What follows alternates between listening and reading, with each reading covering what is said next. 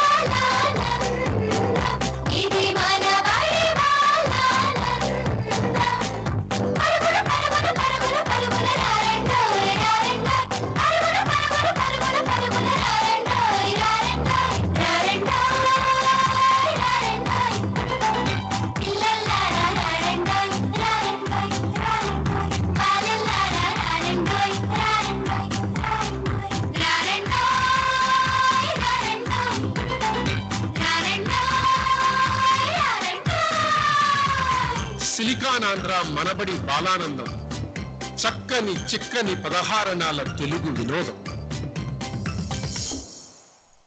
శ్రోతలందరికీ నమస్కారం. సిలికానాంధ్ర మనబడి బాలానందం, చక్కని చిక్కని 16 తెలుగు వినోదం. శ్రోతలందరికీ స్వాగతం. ఈనాటి మన బాలానందాన్ని టెక్సాస్ లోని ఆస్టిన్ మనబడి కేంద్రం బాలబాలికలు సమర్పిస్తున్నారు. ఇవాళ మన ఈ కార్యక్రమానికి రేడియో అత్తయ్యగా నేను అంటే శ్రీలత జంగం మరియు రమేష్ వేలుకుల గారు కూడా వ్యవహారకర్తగా వచ్చేశారు. పిల్లల ప్రతిభా పాఠవాలకి ఆలవాలం మన బాలానందం కార్యక్రమం. ఈనాటి కార్యక్రమంలో పాల్గొంటున్న పిల్లలు మనబడి కేంద్రంలో తెలుగు నేర్చుకుంటున్నారు. ఈనాటి మన బాలానందం కార్యక్రమంలో పిల్లలు వివిధ అంశాల మీద వారి వారి అభిప్రాయాలను మనతో పంచుకుందామని ఎంతో ఉత్సాహంగా మన ముందుకు వస్తున్నారు. ముందుగా శ్రోతలందరికీ ఉగాది పండుగ శుభాకాంక్షలు. ఉగాది అనేది యుగాది. ఇది కాల ప్రమాణంలో సంవత్సర కాలానికి ప్రారంభమైన అంశం. ఈ ప్రారంభాన్ని తెలుగువారంతా చక్కని పండుగగా ఆచరిస్తారు. ఆ రోజున అనేక కార్యక్రమాలను నిర్వహిస్తారు. వసంత ఆగమనోత్సవ వేడుకలు నిర్వహించే ఈ ఉత్తమమైన రోజున ఎన్నో శుభసూచకాలు కావాలని కోరుకుంటారు. అనేక ధర్మశాస్త్ర గ్రంథాలు, వ్రత గ్రంథాలు ఉగాది నాడు వైజ్ఞానికంగా చేయవలసిన పనులను నిర్దేశించాయి. అందులో ప్రతి గృహ ధ్వజారోహణం, తైలాభ్యంగం, నవవస్త్రాభరణ ధారణం, దామవేన బ్రహ్మ పూజనము, పంచాంగ పూజ, పంచాంగ శ్రవణం, ఉగాది పచ్చడి, నింబ కుసుమ భక్షణం, ప్రసాదాన ప్రారంభం మొదలైనవి ముఖ్యంగా చెప్పుకోవచ్చు. ఈ విధంగా అనేక అంశాలు యుగాది నాడు చేయవలసిన కృత్యాలలో కనిపిస్తాయి. తెలుగువారు ప్రత్యేకంగా జరుపుకునే ఈ ఉగాది నాడు తప్పనిసరిగా నిర్వహించే కార్యక్రమాలలో ముందుగా చెప్పుకున్నట్టు ఉగాది పచ్చడి, పంచాంగ శ్రవణాలు ముఖ్యంగా కనిపిస్తున్నాయి. ఇప్పుడు మనకు ఉగాది గురించి చెప్పడానికి సమన్వి మన ముందుకు వస్తుంది. మనబడి బాలానందం శ్రోతలందరికీ నమస్కారం. నా పేరు సమన్వి. ఈరోజు నేను మన తొలి పండుగ అయిన ఉగాది పండుగ గురించి నా మాటల్లో. ఉగాది పండుగ కాలానుగుణంగా వచ్చే పండుగ. మన తెలుగు వారికి ఎంతో ముఖ్యమైన పండుగ. దీనినే మనం సంవత్సరాది పండుగ అని కూడా చెప్పుకుంటాము. ఉగా అంటే నక్షత్ర గమనం. నక్షత్రాల స్థితిగతులను బట్టి ఈ పండుగను జరుపుకుంటాం. ఉగాదిని యుగాది అని కూడా అంటారు. యుగం అంటే రెండు లేక జత అని అర్థం. ఉత్తరాయణం, దక్షిణాయనం అని రెండు ఆయనల కాలం కలిసి ఒక సంవత్సర కాలం అంటే యుగం. కాబట్టి ఆ యుగానికి అది యుగాది అయ్యింది. పురాణ కథనం ప్రకారం ఈ రోజే శ్రీ మహావిష్ణువు మత్స్యావతారంలో సోమకాసురుని సంహరించి వేదాలను బ్రహ్మకు ఇచ్చాడని, ఆ రోజు నుండి బ్రహ్మ సృష్టి మొదలు పెట్టాడని అంటారు. ప్రస్తుతం కలియుగం నడుస్తోంది. మన తెలుగు సంవత్సరాలకు ప్రత్యేకంగా పేర్లు ఉన్నాయి. ఆయా పేర్లను బట్టి ఫలితాలు ఎలా ఉంటాయో ఊహించి చెప్పవచ్చు. తెలుగు సంవత్సరాలు 60. ప్రభవతో మొదలై అక్షయతో ముగిస్తే ఒక ఆవృతం పూర్తయినట్లు. మళ్ళీ తిరిగి ప్రభవతో మొదలవుతుంది. అంతేకాదు, మన సంస్కృతి సాంప్రదాయాలకు నిలువుటద్దం మన ఈ ఉగాది పండుగ. ప్రకృతి పరంగాను ఉగాదికి ఎంతో ప్రత్యేకత ఉంది. 3 వారిన చెట్లు చిగురిస్తూ శ్రవణానందమైన కోయిల కూతలతో, పూల పరిమళాలతో గుబాలిస్తూ పుడమి తల్లిని పులకరింప చేసే వసంత ఋతువు కూడా చైత్ర శుద్ధ పాడ్యమి నుంచే మొదలవుతుంది. అందుకే ఉగాది తెలుగు వారికి ఎంతో ముఖ్యమైన ఉగాదికి మనం శ్రీ వికారి నామ సంవత్సరానికి వీడ్కోలు పలుకుతూ సార్వారి నామ తెలుగు సంవత్సరానికి స్వాగతం పలుకుతున్నాం. ఈ పండగ రోజున ఉదయమే లేచి గడపలకు పసుపు పూసి కుంకుమ బొట్లు పెట్టి వాకిట్లో కల్లాపి చల్లి అందమైన ముగ్గులతో ఇంటిని అలంకరించి మామిడి తోరణాలు కట్టి ఉగాది పచ్చడి మరియు బొబ్బట్లతో ఇంకా రకరకాల పిండి వంటలతో చాలా సంబరంగా జరుపుకుంటారు. ఈ రోజున పంచాంగ శ్రవణం షడ్రుచులతో కూడిన ఉగాది పచ్చడి తినడం ఆనవాయితీ. ఇంట్లో వాళ్ళందరూ తల స్నానం చేసి కొత్త బట్టలు కట్టుకొని పరిగడుపున ఉగాది పచ్చడి తింటారు. ఆ తరువాత అల్పాహారం తీసుకుంటారు. ఈ ఉగాది పచ్చడి తీపి, పులుపు, కారం, ఉప్పు, వగరు, చేదు అనే 6 రుచులు కలిసిన సమ్మేళనం. సంవత్సరం పొడుగునా ఎదురయ్యే మంచి చెడులను, కష్ట సుఖాలను సమానంగా స్వీకరించాలనే సందేశాన్ని ఈ పచ్చడి ఇస్తుంది. ఈ పచ్చడి కొరకు చెరకు రసం, అరటి పళ్ళు, మామిడికాయలు, వేప పువ్వు, చింతపండు, జామకాయలు, బెల్లం మొదలైనవి వాడుతారు. ఉగాది పచ్చడి తినే ముందు చెప్పుకునే శ్లోకం: సతాయుష్యాం వజ్రదేహాం దదాత్యర్థం సుఖాని చ సర్వారిష్ట వినాశం చ నింబకందల భక్షణం.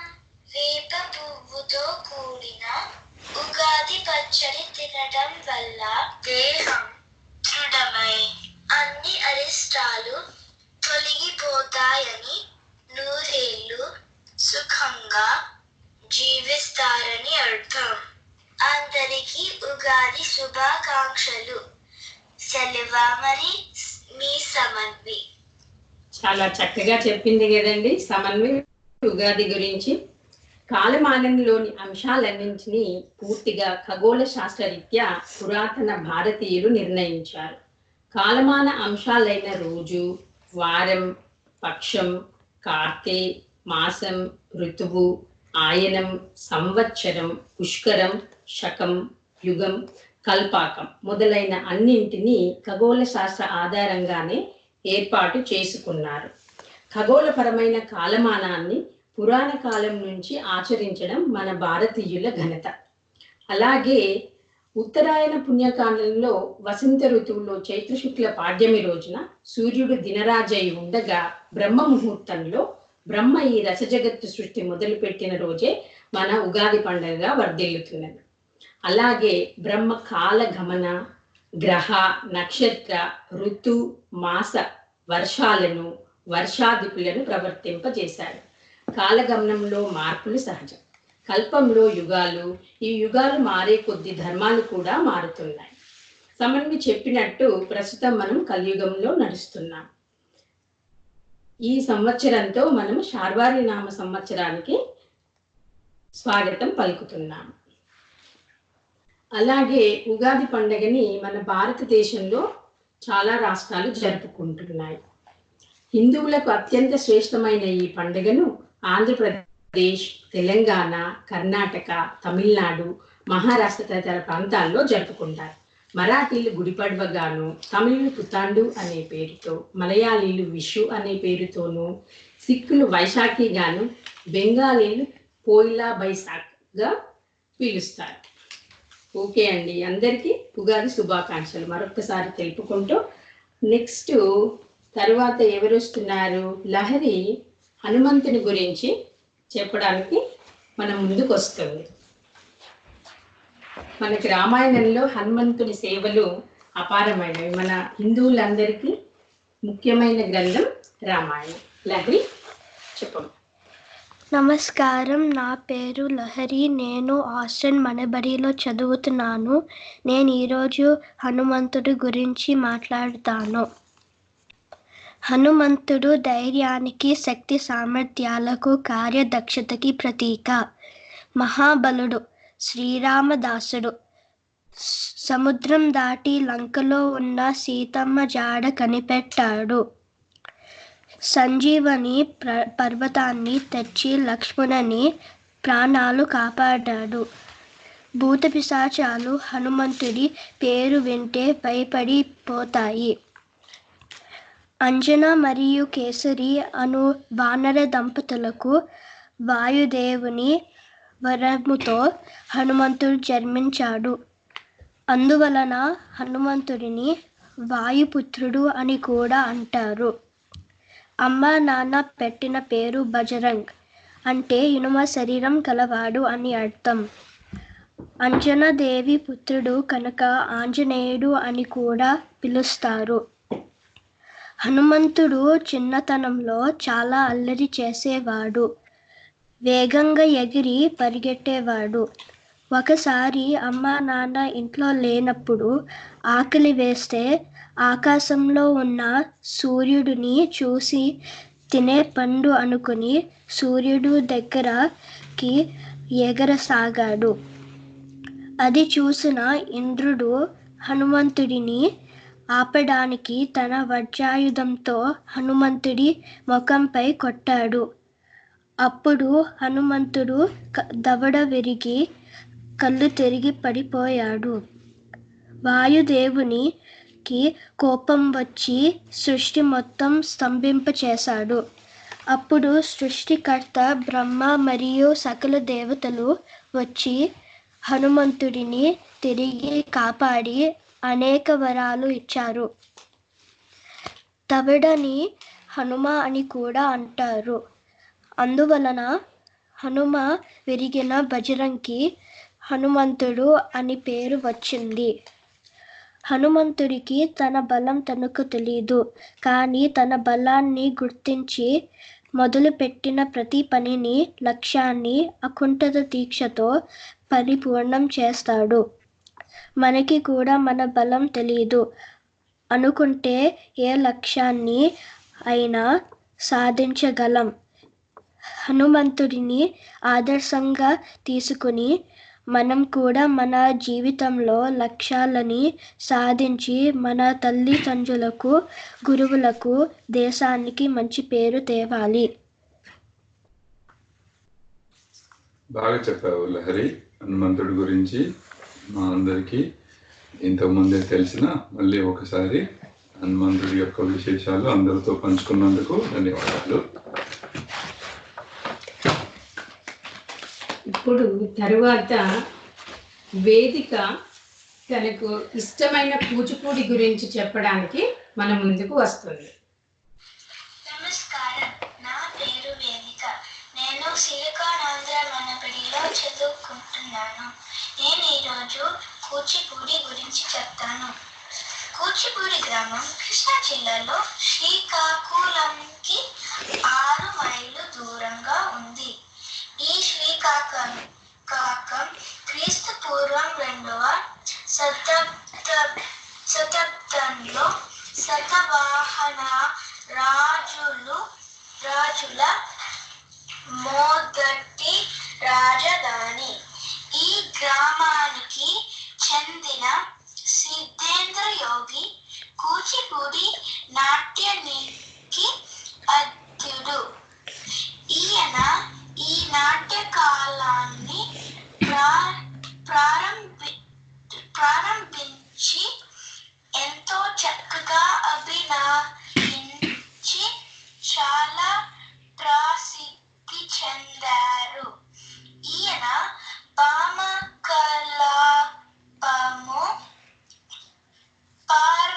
పరిచిత పహరణము అనే యక్షగానాలు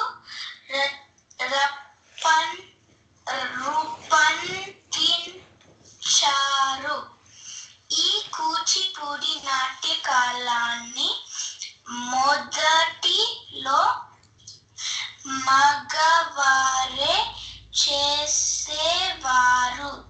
కూచిపూడి నాట్యము భారతీయ నాట్య రీతుల్లో ముఖ్యమైనది.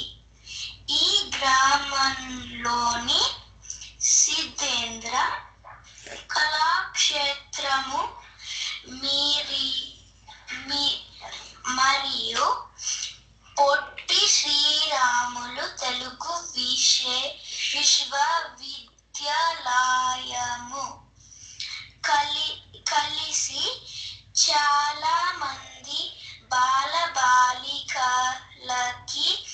ఈ నాట్యాన్ని నేర్పుతున్నారు.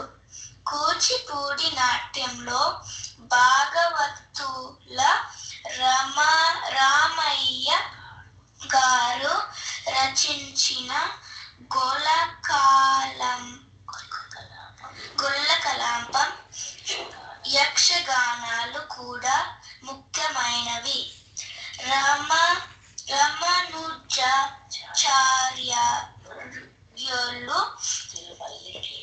తిరువల్లికేలి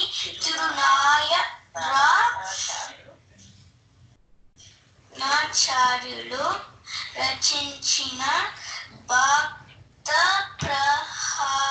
ప్రహ్లాద రెండు చింతల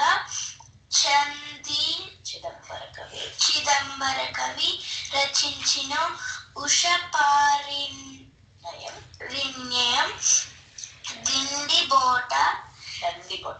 దండిపొట్ల వెంకట శాస్త్రి గారు రచించిన పార్వతీ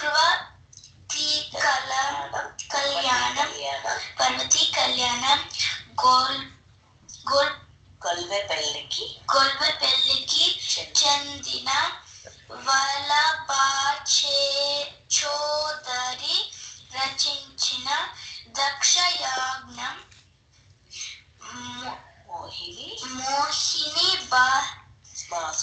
భస్మాసుర మొదలైన కలపాలు యక్షగానాలు ఇంకో ఎన్నో ఉన్నాయి. ఈ నాట్య కాలంలో గురు శ్రీ పరంపరలో ఎంతో కృషి చేసిన మరికొంత మంది కళాకారులు వేదాంతం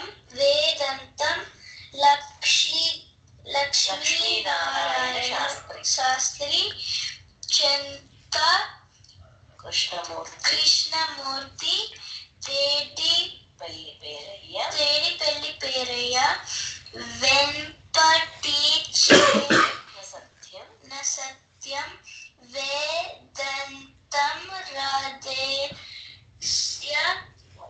రదేశ్యం మొదలైన వారు.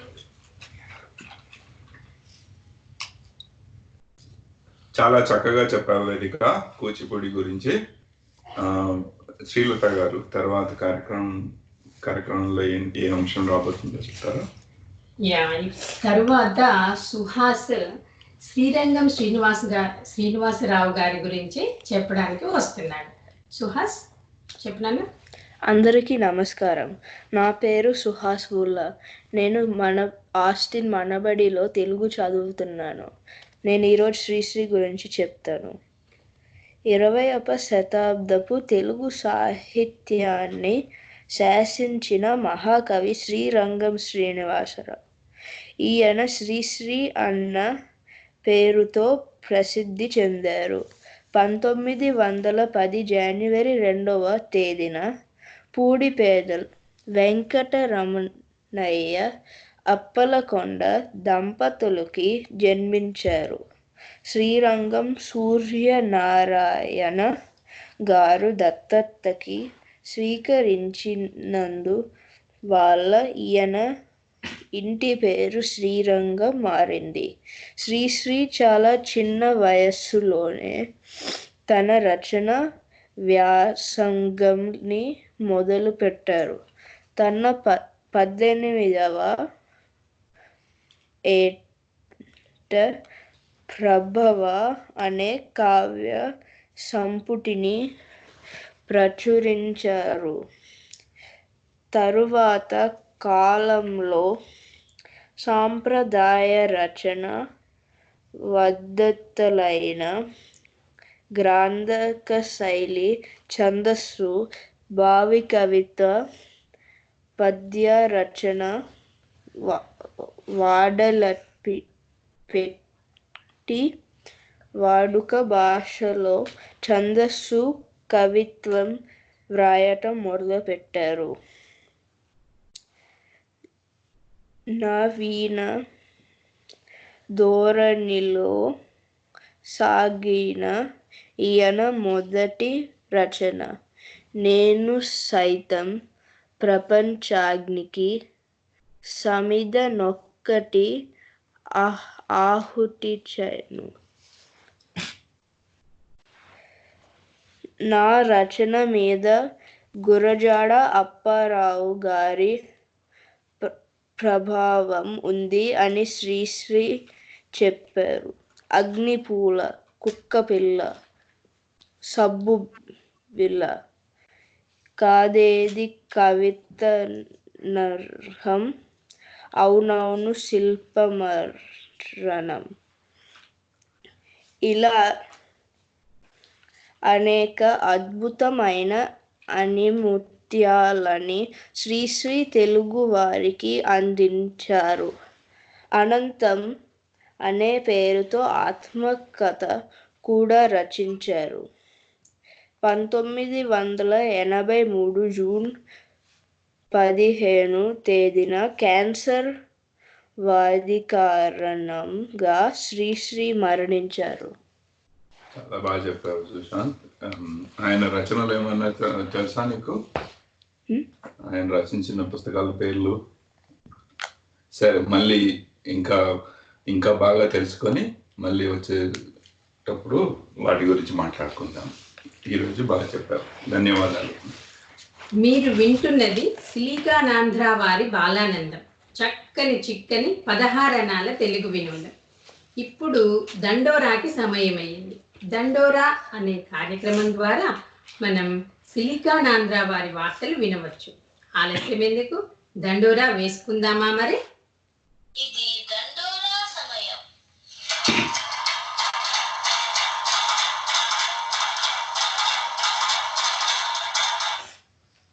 సిలికానాంధ్ర మనబడి వార్తలు చదువుతున్నది తమోగ్న శ్రీమతి. ముఖ్యాంశాలు: పిల్లల పండుగ, త్రైమాసికం పరీక్షలు, అన్నమయ్య జయంతి ఉత్సవాలు. వార్తలు వివరంగా. మనబడిలో 2వ త్రైమాసికం పరీక్షలు పూర్తి చేసుకొని ఈ రోజు నుండి 3వ త్రైమాసికం ఆరంభమవుతుంది. 3వ త్రైమాసికం కొరకు ఉపాధ్యాయుల ప్రశిక్షణ విజయవంతంగా పూర్తయింది. ఈ సంవత్సరం పిల్లల పండుగను చాలా మనబడి కేంద్రాలు ఇప్పటికే విజయవంతంగా నిర్వహించాయి. పిల్లల పండుగ ద్వారా పిల్లల వారి తెలుగు భాషా నైపుణ్యాన్ని పాటల ద్వారా, నాటికల ద్వారా, పద్య రూపకంలో మరియు నాటకాల ద్వారా పెంపొందించుకునే అవకాశాన్ని కల్పిస్తుంది. మనబడి విద్యార్థిని రాగమండల ఆరెగన్ స్టేట్ బాల గవర్నర్ గా ఎన్నికయింది. బ్లూమింగ్టన్, ఇలినాయ్ మనబడి విద్యార్థి నిహార్ జగదీశ్వరన్ తన సెల్ ఫోన్ లో తెలుగు యాప్ ని వాడుతున్నారు. మీరు కూడా వాడుతారా మరి? మనబడి కేంద్రాలు గత కొన్ని వారాలుగా పిల్లల పండుగ మరియు బాలానందం కార్యక్రమాలతో హడావిడిగా ఉన్నాయి. మన తొలి వాగ్గేయకారుడు, ఆంధ్ర కవిత పితామహుడు తాళపాక అన్నమాచార్యుల 612వ జయంతి ఉత్సవాలు అమెరికాలో ప్రదేశాలలో జరుగుతున్నాయి. ఇందులో పెద్దలు పిల్లలు పాటలు నృత్యాలు రకరకాల పోటీలలో పాల్గొంటున్నారు. తెలుగు అసోసియేషన్ ఆఫ్ మినసోటా వారు మినసోటా ప్రభుత్వం ద్వారా మార్చ్ నెలను తెలుగు భాష వారసత్వ నెలగా ప్రకటింప చేశారు. ఈ విషయాన్ని తెలిపే ప్రకటన ప్రొక్లమేషన్ పత్రాన్ని మినసోటా రాష్ట్ర గవర్నర్ టిమ్ వాల్ట్ విడుదల చేశారు. ఈ ప్రకటన తెలుగు సంఘాలలో నూతన ఉత్తేజాన్ని నింపి భావితరాలకు తెలుగు భాష సంస్కృతి వారసత్వాన్ని కాపాడేందుకు ప్రేరేపిస్తుంది. సంవత్సరంలో 4 నుండి 6 ఏళ్ల పిల్లలు బాలబడిలో ఎప్పుడైనా చేరవచ్చు. ఇంతటితో దండోరా వార్తలు సమాప్తం. వచ్చే వారాంతం మరికొన్ని మనబడి కేంద్రాలు సమర్పించే బాలానందంతో మీ ముందు ఉంటుంది సిలికానాంధ్ర మనబడి. సెలవామరి. నమస్కారం.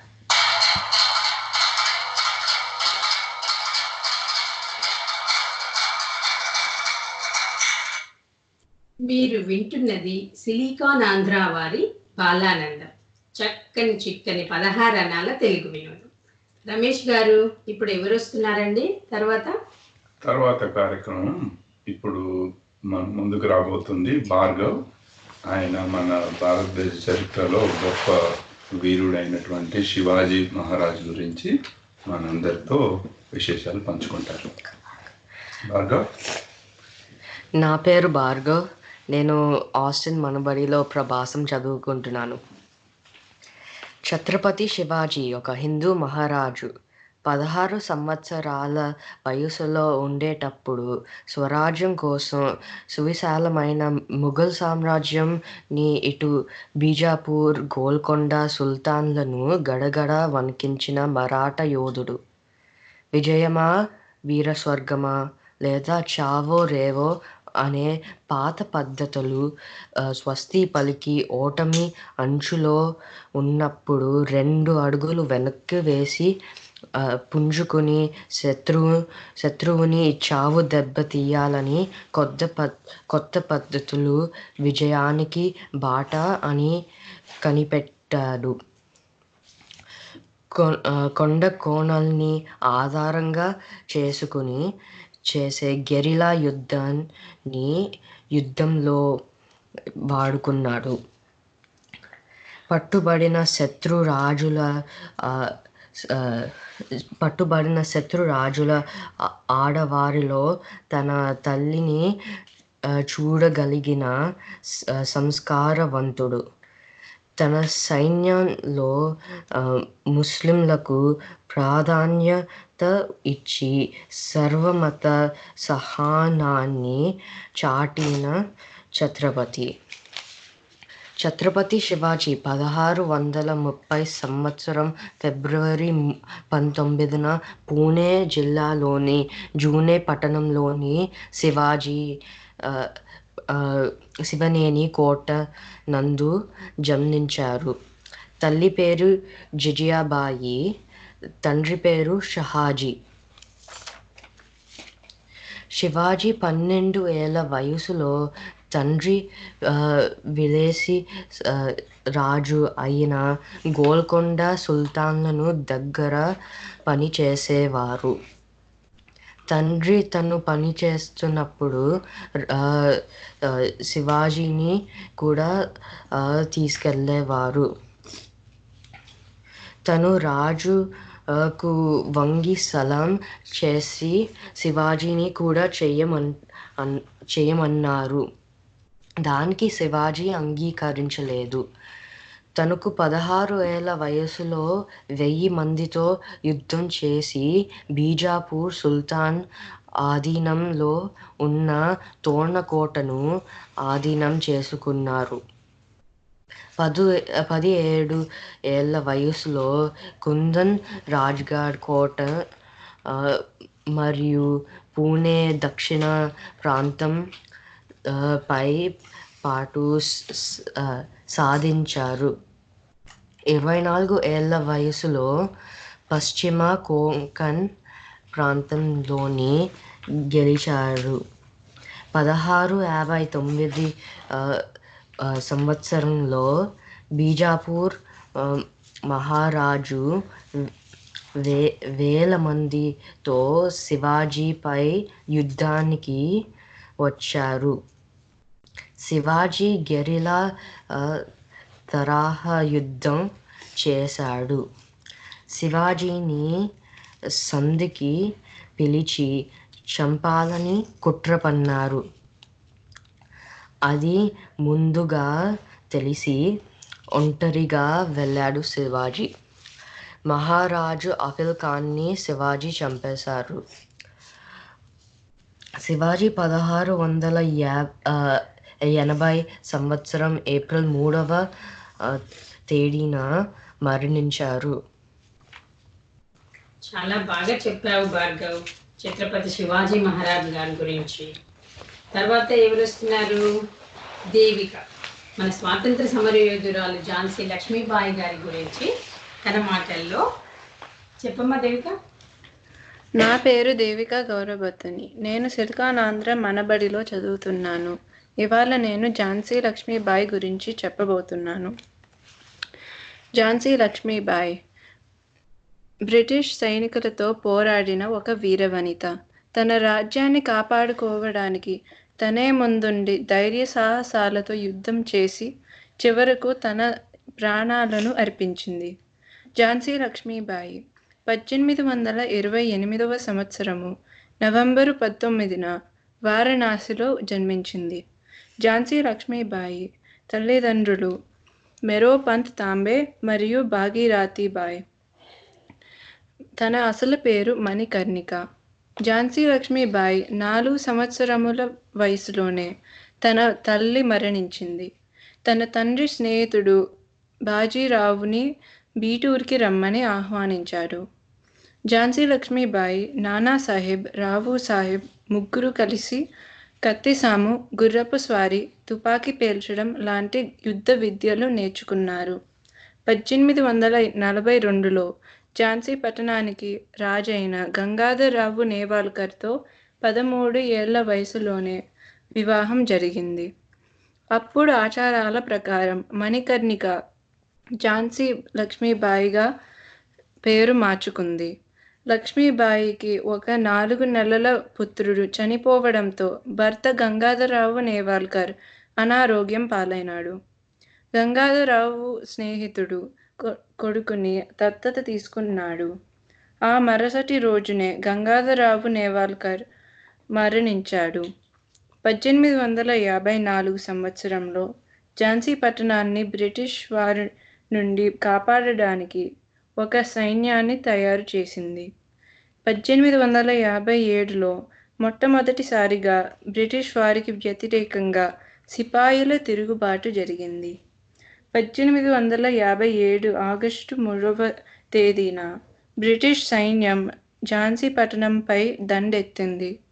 ఆ తరువాత ఆమె మగవేషంలో తన కుమారుడిని భుజం మీద కట్టుకొని ఝాన్సీ రాజ్యాన్ని వదిలివేసి కల్పి అనే ప్రదేశానికి కొంతమంది సైనికులతో కలిసి వెళ్ళింది.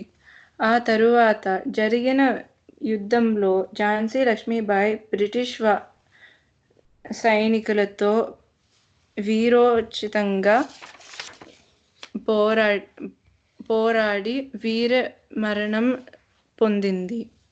ఝాన్సీ లక్ష్మీబాయి భారతదేశంలో బ్రిటిష్ వారిని ఎదిరించిన మొట్టమొదటి వీరవనిత. అందుకే ఆమె భారతీయుల అందరకు గర్వకారణము. చాలా చక్కగా చెప్పావు దేవిక. మన చరిత్రలో ఎంతో మంది గొప్ప వ్యక్తులు వారి జీవితాలను వారి నమ్మిన సిద్ధాంతాలకు అంకితం చేశారు. ముందు తరాలకు మార్గదర్శకంగా నిలిచారు. కొందరు దేశం కోసం, ప్రజల కోసం పరాయి పాలనను అడ్డగించి ప్రాణాలను వదిలి మిగతా వారి గుండెల్లో దేశభక్తిని నింపారు. అలాంటి వారే మన ఝాన్సీ లక్ష్మీబాయి, ఇంకా చాలా స్వాతంత్ర సమరయోధులు మనందరికీ తెలుసు. వారి జీవిత విశేషాలను మనకి చక్కగా అందించారు కదండి దేవిక అండ్ భార్గవ్. రమేష్ గారు, తర్వాత ఎవరు వస్తున్నారండి? తర్వాత కార్యక్రమంలో మామూలుగా మనం ఇప్పటి వరకు సేవ కానీ అనాథల గురించి వాళ్ళకి సేవా కార్యక్రమాలు చేపట్టినటువంటి ప్రముఖ వ్యక్తుల్లో ముందుగా గుర్తుకొచ్చేది మనకు మదర్ తెరీసా గారు. అలాంటి బాటలోనే ప్రయాణిస్తున్నటువంటి ఇంకొక ప్రముఖ వ్యక్తి గురించి ఈరోజు మనకు తేజు పరిచయం చేస్తారు. ఆ విశేషాలు ఏంటో తెలుసుకుందాం. నా పేరు తేజస్విని. నేను ఆస్టిన్ సిలికానాంధ్ర మనబడిలో తెలుగు చదువుతున్నాను. మీ అందరికీ మదర్ తెరీసా గురించి వినే ఉంటారు కదా. అలాంటి వారు ఇప్పుడు కూడా ఉన్నారు. 1400 మందికి పైగా అమ్మ ప్రేమను పంచిన ఒక మహోన్నతమైన వ్యక్తి గురించి మీ అందరితో పంచుకోవాలని వచ్చాను. ఈమె ఎవరో కాదు, మన సింధూదాయ్ సబ్కాల్. సింధూదాయ్ సబ్కాల్ పేరు వింటే నిలువెత్తు సేవాతత్వం, మంచితనం, సహాయం గుర్తుకు వస్తాయి. ఈమె గురించి వింటే ఏమీ లేని వారు కూడా 10 మందికి ఎలా సహాయపడాలో తెలుస్తుంది. సింధూదాయ్ సబ్కాల్ నవంబర్ 14, 1948 సంవత్సరం మహారాష్ట్రలో ఒక నిరుపేద కుటుంబంలో జన్మించారు. తండ్రి పశువుల కాపరి. ఆమెకు చదువు అంటే చాలా ఇష్టం. బాగా చదువుకోవాలని ఆశపడేది. ఆమె చదువుకోవడానికి తండ్రి సుముఖంగా ఉన్న ఆమె తల్లి మాత్రం ఒప్పుకోలేదు. అందువల్ల 4వ తరగతి వరకే చదువుకుంది. సింధూదాయ్కి 9 సంవత్సరాల వయసులో తనకన్నా 21 సంవత్సరాల పెద్దవాడితో పెళ్లి చేశారు. పెళ్లి అయిన తరువాత ఎన్నో కష్టాలు అనుభవించిన తన నమ్మకాన్ని పోగొట్టుకోలేదు. ఆమె 18 సంవత్సరాల వయసులో 9 నెలలు గర్భవతిగా ఉన్నప్పుడు ఆమె భర్త బాగా కొట్టి హింసించి ఇంటి నుండి బయటకు పంపించాడు. ఆ పరిస్థితిలో ఒక పశువుల పాకలో ఆడబిడ్డకు జన్మనిచ్చింది. ఆ సమయంలో తల్లిదండ్రులు కూడా ఆమెను దగ్గరకు రానివ్వలేదు. ఈ బాధలన్నిటినీ తట్టుకోలేక ఆత్మహత్య చేసుకోవాలనుకుంది. కానీ ఆత్మహత్య చేసుకోవడం తప్పు అని మనల్ని ఆ దేవుడు పుట్టించాడంటే ఏదో ఒకటి చేయాలి అనుకొని ఆ ప్రయత్నాన్ని మానుకుంది. తన కూతుర్ని పోషించుకోవడం కోసం రైలులో మరియు వీధుల వెంట పాటలు పాడుతూ భిక్షాటన చేసేది. రాత్రిపూట తనని తాను కాపాడుకోవడం కోసం శ్మశానంలో తలదాచుకునేది. అలాంటి సమయంలో ఆమెకు చాలా మంది అనాథలు రోడ్ల మీద మరియు రైల్వే స్టేషన్లో తారసపడ్డారు. అది చూసి ఆమె మనసులో ఒక ఆలోచన వచ్చింది. ఇలాంటి వారికి తనకు చేతనైన సహాయం చేయాలి అని పిల్లల్ని దత్తత తీసుకోవడం మొదలుపెట్టింది. తన కన్న బిడ్డ దగ్గర ఉంటే పిల్లలందరినీ సమానంగా చూసుకోలేనేమో అని కన్న కూతుర్ని ఒక ఆశ్రమంలో వదిలిపెట్టింది. అనాథలుగా వచ్చిన పిల్లలందరినీ చేరదీసి ప్రేమగా చూసుకునేది. అందుకే ఈమెను మదర్ ఆఫ్ ఆర్ఫన్స్ అని పిలుస్తారు. అలా 40 ఏళ్లలో 1400 మందికి పైగా అనాథ పిల్లలను చేరదీసి చదివించింది. వాళ్ళలో ఇప్పుడు చాలా మంది డాక్టర్లు, ఇంజనీర్లు, లాయర్లుగా పనిచేస్తూ ఆమె చేసే పనిలో సహాయంగా ఉంటున్నారు. ఆమె ధైర్యానికి పంచిన ప్రేమకు 500కు పైగా అవార్డులు వచ్చాయి. ఇప్పుడు ఆమెకు 70 సంవత్సరాల వయసు ఉంటుంది. ఇప్పటికి కూడా అనాథ పిల్లల కోసం ఇళ్లను కట్టిస్తూ సహాయం కోసం ప్రయత్నిస్తూనే ఉంది. ఆమె ఇప్పటి వరకు 5 ఆశ్రమాలను నిర్మించింది. నీ దగ్గర ఏమీ లేకపోయినా సాధించాలని సంకల్పం నీలో ఉంటే అసాధ్యం అంటూ ఏదీ లేదని ఆమె నిరూపించింది. తనని అంతలా హింసించి బాధ పెట్టిన భర్తను కూడా క్షమించగలిగిన గొప్ప మనసు ఆమెది. మన దగ్గర డబ్బులు ఉంటే స్నేహితులతో పార్టీలు చేసుకోవడం, సినిమాకు వెళ్ళడం ఇలాంటివి చేస్తాం. కానీ ఒక్కసారి ఆకలితో ఉన్న వాడికి ఒక 100 రూపాయలు ఖర్చు పెట్టి చూడు. వాళ్ళు నీపై చూపే అభిమానం నీకెంతో సంతోషాన్ని, ప్రశాంతతని ఇస్తాయి. సింధుదాయ్ సబ్కాల్ నాతో పాటు మీకు స్ఫూర్తిదాయకంగా నిలుస్తుందని భావిస్తూ ఇంతటితో ముగిస్తున్నాను. ధన్యవాదాలు. తర్వాత ఎవరు వస్తున్నారండి? రమేష్ గారు. తర్వాత ఇప్పుడు మన ముందుకి లయ వస్తుంది. లయ మనతో పంచుకునే విశేషాలు ఏంటంటే, ఈ మధ్యనే ఒక తెలుగు సినిమా వచ్చింది, చాలా మంది చూశారనుకుంటాను, మల్లేశం అనే ఈ చిత్రం. ఆ చిత్రంలో ఉన్న ఒక స్ఫూర్తిదాయకమైన వ్యక్తి గురించి మనతో పంచుకుంటారు లయ మొదలుపెట్టండి. అందరికీ నమస్కారములు. నా పేరు లయ దేవులపల్లి. నేనిప్పుడు సిలికాన్ ఆంధ్ర మనబడి ఆస్టిన్ టెక్సస్లో తెలుగు చదువుతున్నాను. నేను నీకోసం మల్లేశం గురించి చెప్తున్నాను. మల్లేశం ఒక చిన్న ఊరి నుంచి వచ్చారు. ఆ ఊరిలో అందరూ చీరలు చేసేవాళ్ళు.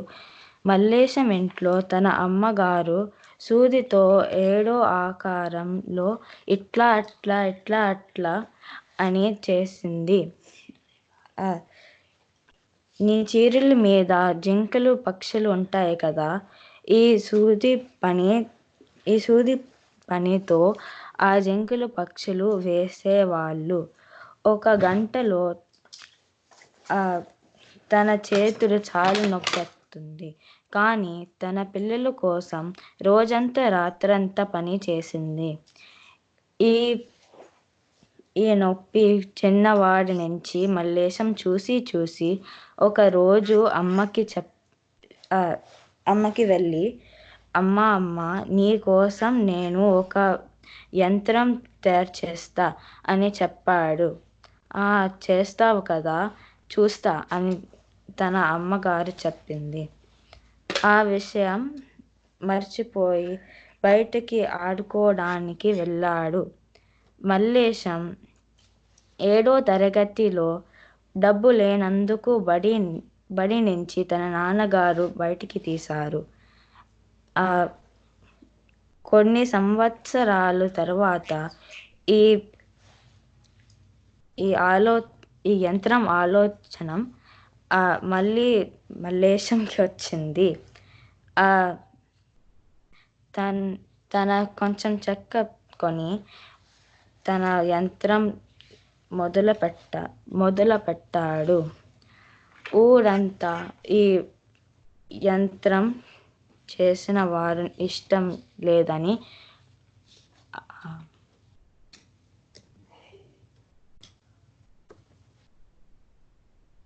ఊరంతా ఆ యంత్రాన్ని ఇష్టపడడం లేదు కదా. ఈ యంత్రం తన నాన్నగారికి చాలా అప్పు వచ్చింది. ఈ వలన ఇంట్లో ఎవరు లేనప్పుడు తన నాన్నగారు ఇంటికి వెళ్ళి తన యంత్రం మంట పెట్టాడు. ఈ మల్లేశం చూసినప్పుడు తన భార్య మరియు తన ఒక పెద్ద పట్టణంకి వెళ్ళారు. ఆ పట్టణంలో మల్లేశం రోజంతా పని చేసేవాడు. అర్ధరాత్రికి ఇంటికి వచ్చి తన యంత్రం మీద పని చేసేవాడు. పొద్దున్న మళ్ళీ పనికి వెళ్ళేవాడు.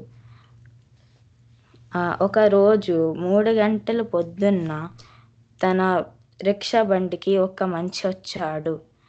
బాబు, నాకు ఈ ఊరికి తీసుకెళ్తావా అని అడిగాడు.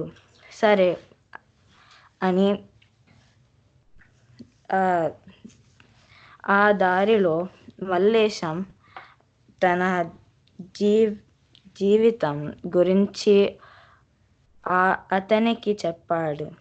బాబు, నాకొక ఇంజనీరింగ్ జాబ్ ఉంది. నా కంపెనీకి ఒక ఫ్రీ జాబ్ ఉంటుంది. నీకిస్తాను, నువ్వు చేస్తావా అని ఉంటాడు. కానీ మల్లేశంకి ఇంజనీరింగ్ రాదు కదా, చదువుకోలేదు కదా, అతను 7వ తరగతిలోనే బయటకు వచ్చాడు. తన గురువు ఒక ఆంగ్ల డిక్షనరీ చిన్నప్పుడు ఇచ్చాడు.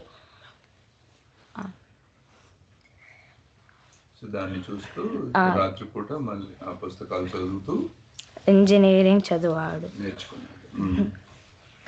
బాగుంది. జాబ్ తీసినప్పుడు ఆ జాబ్ రోజంతా చేసి రాత్రిపూట తన యంత్రం మీద పని చేశాడు. ఒకరోజు ఒక కాలేజ్ ప్రొఫెసర్కి వెళ్ళి తన బ్లూ ప్రింట్స్ ఇచ్చాడు. సారీ, కానీ ఈ మెషిన్ చేయకూడదు, చాలా కష్టం అవుతుంది అని కాలేజ్ ప్రొఫెసర్ చెప్పాడు. కానీ మల్లేశం ఇంకా తన యంత్రం మీద పనిచేశాడు. ఒకరోజు తన యంత్రం అయిపోతే తన భార్య పిలిచాడు. తల్లి, నా యంత్రం చూస్తావా అని అడిగాడు. చూసినప్పుడు తన భార్య చెప్పింది, బావా, చాలా బాగుంది, కానీ ఇది గుండ్రంగా ఎందుకెట్లాగా గుండ్రంగా వెళ్తుంది? మీ అమ్మ సూది 7 ఆకారంలో వెళ్తుంది కదా, తప్పు కదా అని మల్లేశం వాళ్ళ భార్య బాధపడ్డాడు. ఆ యంత్రాన్ని పక్కన పెట్టి చాలా రోజులు దాన్ని ముట్టుకోపెట్టలేదు. తనకి చాలా దుఃఖంగా ఉండేది. అప్పుడు ఒకరోజు ఉద్యోగం తర్వాత ఇంటికి వచ్చినప్పుడు ఒక సైకిల్ చూశాడు. ఆ సైకిల్ మీద ఒక చైన్ చూశాడు. ఇంటికి వెళ్ళి మళ్ళీ యంత్రంని తీశాడు.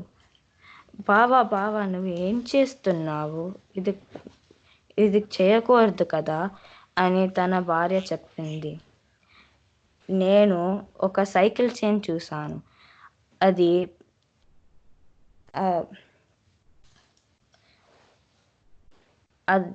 7 ఆకారంలో వెళ్తుంది కదా, నాకు ఒక చాలా బాగా ఉపాయం వచ్చింది. ఈ యంత్రం పనిచేస్తా అని మల్లేశం చెప్పాడు. కొన్ని నెలల తర్వాత తన యంత్రం అయిపోయింది. తన ఊరిలో యంత్రం తెచ్చాడు. అమ్మతోటి బటన్ ప్రెస్ చేసి అప్పుడు తన యంత్రం పనిచేసింది. ఊరంతా అడిగారు, నాకిస్తావా? అప్పుడు ఆ ఊరిలో ఏం నొప్పి పడలేదు, ఎవరు బాధపడలేదు. దీంతో మనం తెలుసుకోవాల్సిన విషయం ఏంటంటే, మనకి ఏదన్నా ఉపాయం వస్తే చాలా మంది దాని గురించి ఇది ఎలా చేస్తావు అని మిమ్మల్ని అడగచ్చు. కానీ మీ నమ్మకంతో మీరు అనుకున్నది కష్టపడి సాధించవచ్చు అని దీని ద్వారా మనం తెలుసుకోవచ్చు. చాలా బాగా చెప్పావమ్మా. మల్లేశం గారికి ముందు తయారు చేసిన మిషన్ ఊరంతా వాళ్ళ ఇంట్లో వాళ్ళు ఒప్పుకోకపోయినా తన అకుంఠిత దీక్షతో మళ్ళీ మళ్ళీ మళ్ళీ మళ్ళీ ప్రయత్నించి చివరిలో తను అనుకున్నది తయారు చేశాడు కదా పిల్లలు. అలాగే మీరు కూడా తెలుగు కూడా చాలా కష్టంగా ఉంది ఎందుకులే అనుకోకుండా మీరు బాగా నేర్చుకుంటున్నారు. మీ శ్రమకి మీ యొక్క పట్టుదలకి ధన్యవాదాలు. ఇలాగే బాగా చక్కగా నేర్చుకోవాలని ఆశిస్తున్నాను. ఎన్ని కష్టాలు ఎదురైనా ఎప్పుడన్నా ఎవరన్నా ఏమన్నా అన్నా కానీ మనం అనుకున్నది ప్రశాంతంగా పూర్తి చేయాలి. అవునా? ఇప్పుడు ఎవరు వస్తున్నారు? జాన్వి తన పద్యము తాత్పర్యంతో ఈరోజు మన ముందుకు వస్తుంది. చెప్పము జాన్వి.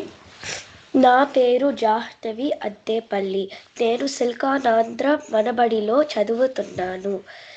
ఈరోజు నేను అమ్మలగన్నయమ్మ అని ఒక పద్యం చెప్తున్నాను. అమ్మలగన్నయమ్మ ముగ్గురమ్మల మూలపుటమ్మ, చాలా పెద్దమ్మ సురారులమ్మ, కడుపారడి బుచ్చినయమ్మ, దన్నులో నమ్మిన వేల్పుటమ్మల మనమ్ముల నుండెడియమ్మ, దుర్గమాయమ్మ కృపాబ్ధి ఇచ్యుత మహత్వ కవిత్వ పటుత్వ సంపదల్.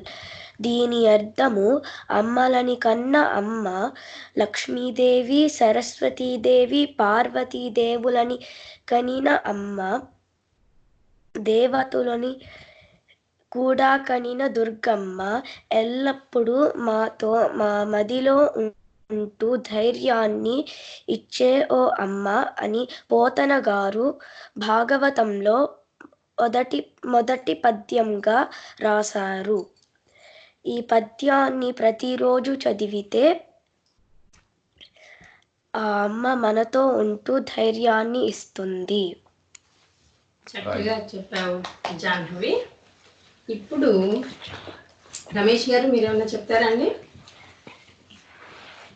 చాలా బాగా చెప్పారు పిల్లలందరూ. ఈరోజు ఈ కార్యక్రమంలో మొదటిసారిగా నేను పాల్గొన్నందుకు నాకు చాలా సంతోషంగా ఉంది. ఇలాంటి ఇంకా ముందు ఇలాంటి కార్యక్రమాలు మన బడి ఆస్టిన్ ద్వారా రావాలని కోరుకుంటున్నాను. చిన్నారులందరూ పద్యాలు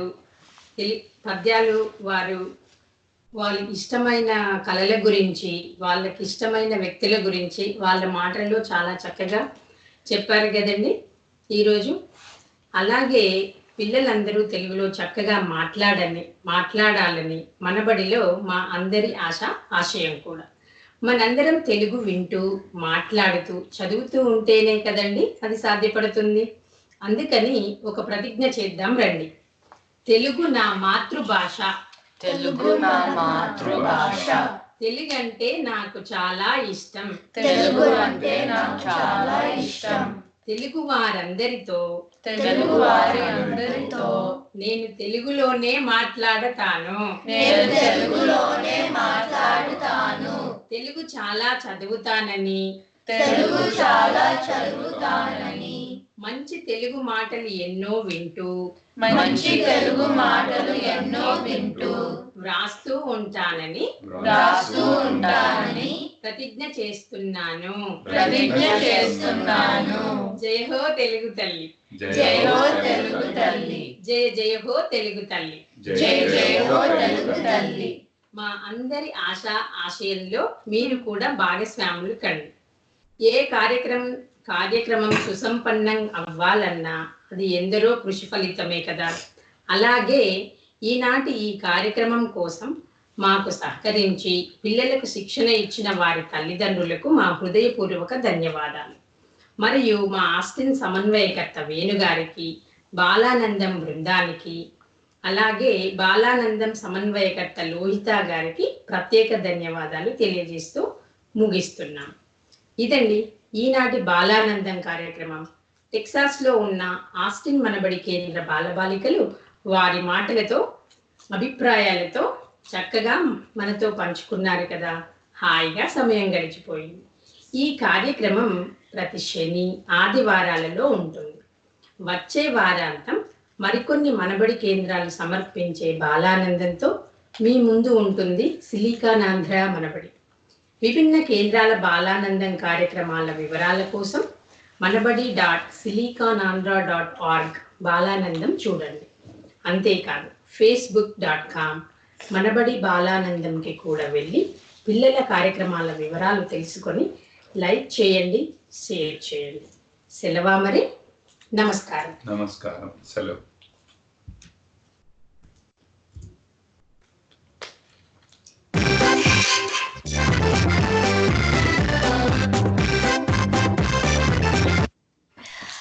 ఏమన్నా మాట్లాడచ్చా? ఓకే. ఎందుకు? Oh, sorry. I can't stand up.